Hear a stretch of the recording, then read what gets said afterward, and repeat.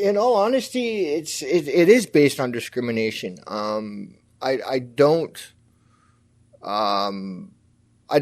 consider myself an anti-vaxxer. I don't condemn those who have got the vaccine.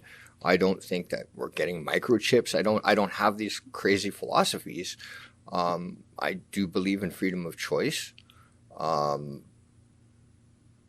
I feel like the more that's taken away from us piece by piece by piece, it's just going to introduce bigger problems in the future. And if we don't say no now, we're not going to know how to say no tomorrow.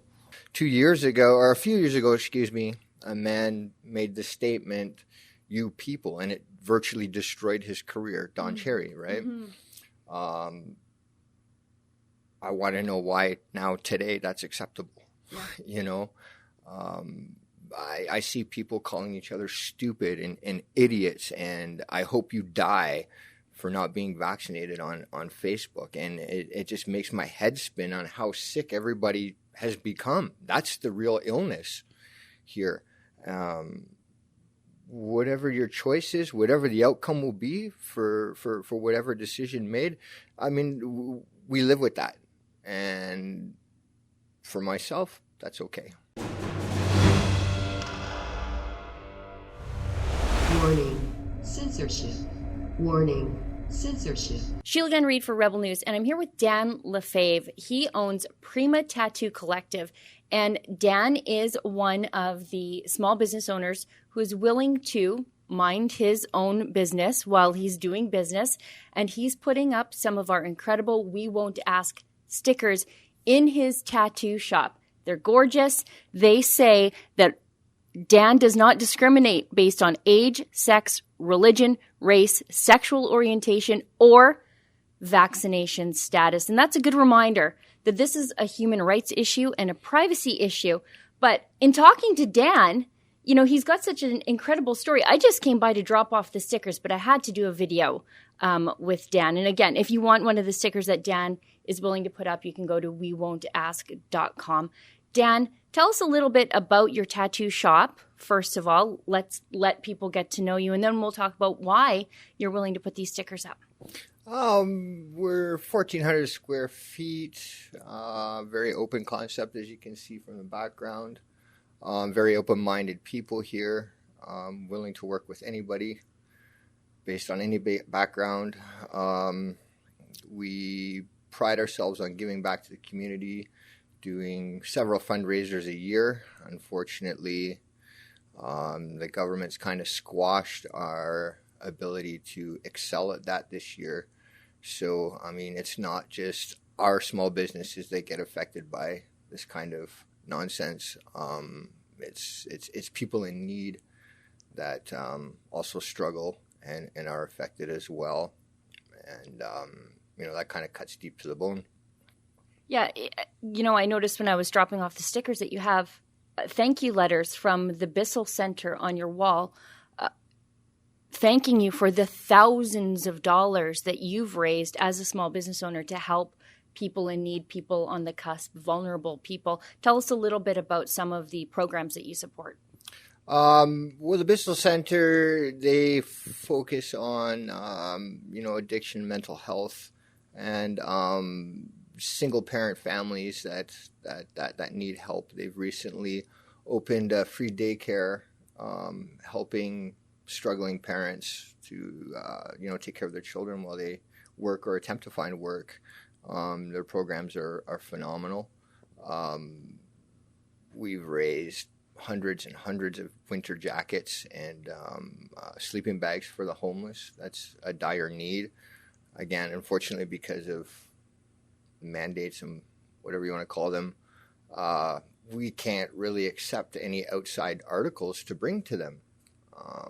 So I remember a few years ago when we raised a bunch of things for them, I went to the Bissell Center and they showed me their locker, and it probably had a half dozen jackets in there. When by the time we were done with it, it was full. And a lot of people a lot of people were taken care of.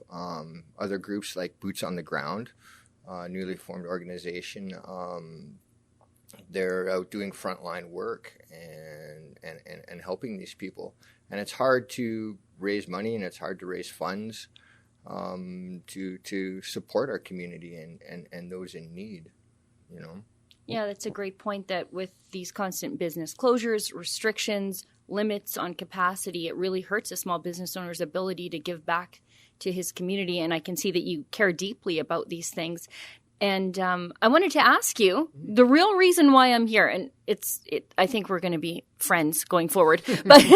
But you reached out to me because we have a mutual friend, Justin from Wild Archery, and he said, Dan wants some stickers. And you texted me this morning. I said, you know what? I'm in town. Let's drop some stickers off. So tell me why you're willing to put those stickers in your window. Well, in all honesty, it is based on discrimination. I don't consider myself an anti-vaxxer. I don't condemn those who have got the vaccine. I don't think that we're getting microchips. I don't have these crazy philosophies. I do believe in freedom of choice. And I feel like the more that's taken away from us piece by piece by piece, it's just going to introduce bigger problems in the future. And if we don't say no now, we're not going to know how to say no tomorrow. And that's a big problem. We do make it optional here. If you want us to wear a mask, we will wear a mask. I'm not going to speak about who's vaccinated and who's not vaccinated because that's honestly nobody's business. Nobody has the right to ask you that question. Under the Freedom of Privacy Act, you are not required to answer that question. So it's flat out discrimination. A few years ago, a man made the statement, "You people," and it virtually destroyed his career. Don Cherry, right? I want to know why now today that's acceptable. You know, I see people calling each other stupid and idiots, and I hope you die for not being vaccinated on Facebook. And it just makes my head spin on how sick everybody has become. That's the real illness here. Whatever your choice is, whatever the outcome will be for whatever decision made, I mean, we live with that. And for myself, that's okay. Yeah, you strike me as a bit of an individualist. No, I don't believe in my government. I'll say that. Yeah. No, and there's another extra layer of, I guess, idiocy in all of this. You as a tattoo artist, you are probably more trained in infectious disease control than the people who were trained overnight to test everybody for COVID. And so now, previously, you couldn't ask people about their HIV status when they came into your studio, but now the expectation is that you should ask people about their COVID status. Right. I mean, on our waivers, we do have certain questions regarding allergies, medications, and whatnot. But those pertain solely for the healing and the process of the tattoo. There is a stat out there that states a tattoo artist will tattoo approximately 3 people that have not disclosed any blood disease or infection they may or may not have. If our practices are above par, we really have nothing to worry about. I've willingly, openly, and knowingly have tattooed people that are HIV positive, and because of my training and doubling down on my bloodborne pathogen actions, I was comfortable with the tattoo. I was okay with that. I know I've tattooed people with hepatitis, you know, and I know I've tattooed people that have been vaccinated. So, you know. Well, Dan, I appreciate your commitment to respecting the privacy of your customers and your commitment to human rights, because really I think this is a human rights issue. If I come into your shop, I want to come in for a tattoo and a visit and appreciate you as an artist.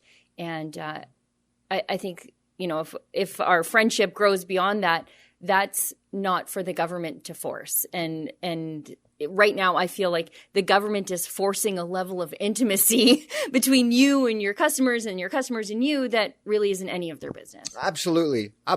And that's pretty twisted. I mean, long-term clients that I deal with, it is an intimate situation, excuse me.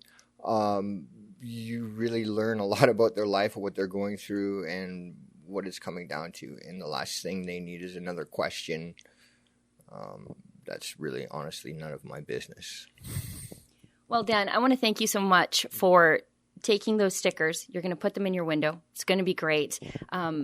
If anybody would like to support a small business owner who supports your freedom of choice and your privacy, there's Dan here from Prima Tattoo Collective. Did I get that right? Yep. Yes, perfect. And if you'd like a sticker just like Dan, please go to wewon'task.com. Tell us your story.